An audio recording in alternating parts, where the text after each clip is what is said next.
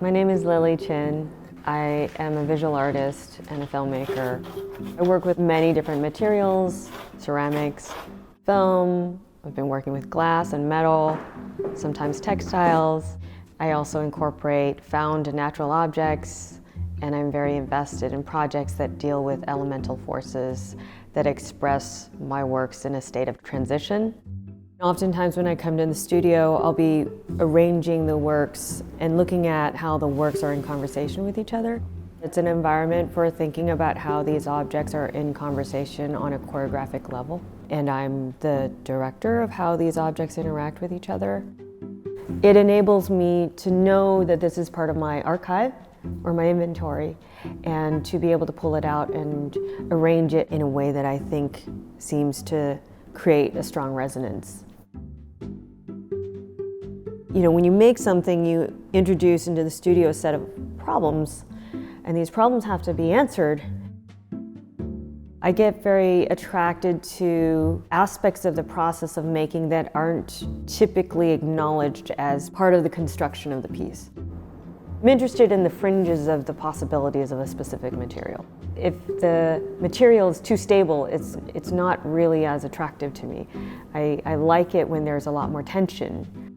I like to create objects, but I also like to interact with objects in the conditions or environments that are beyond my control. So the atmosphere of a kiln, or seeing what folds will happen when you pour glass.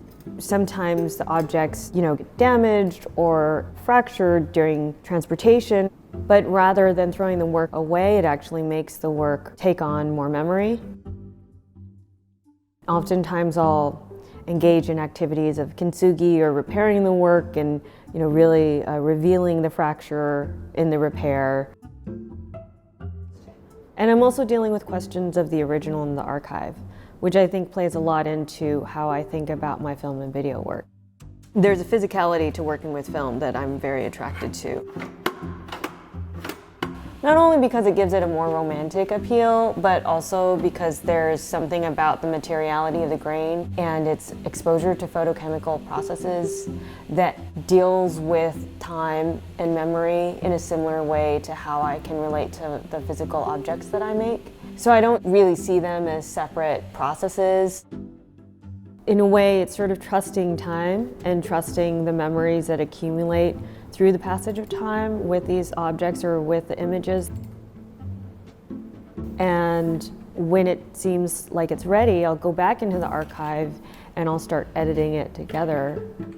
It's actually through working with images and thinking about the archive, generating a body of video and moving image work, and realizing that those ideas had already been transplanted over into my studio when I work sculpturally, and really feeling more and more comfortable with having a conversation across the mediums.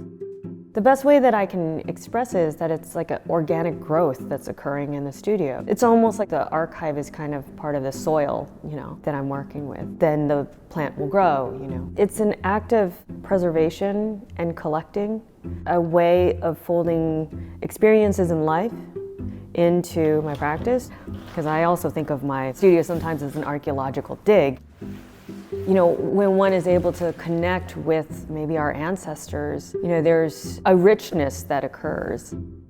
There's this aspect of looking back in time and trying to make connections, but also me being in this moment of time and making work and thinking about how it will survive the test of time for the future.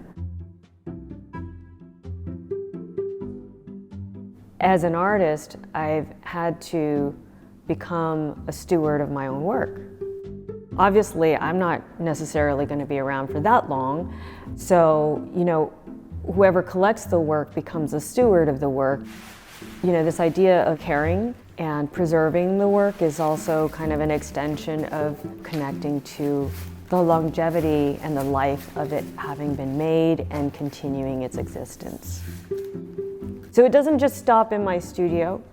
It continues to exist, and its life continues to be preserved through the handlings, through the stewardship and the care of the collector. And I would hope that the collector is also invested in the ideas that I appreciate, because it's kind of speaking to accepting and appreciating some of the values that go into the construction of the work.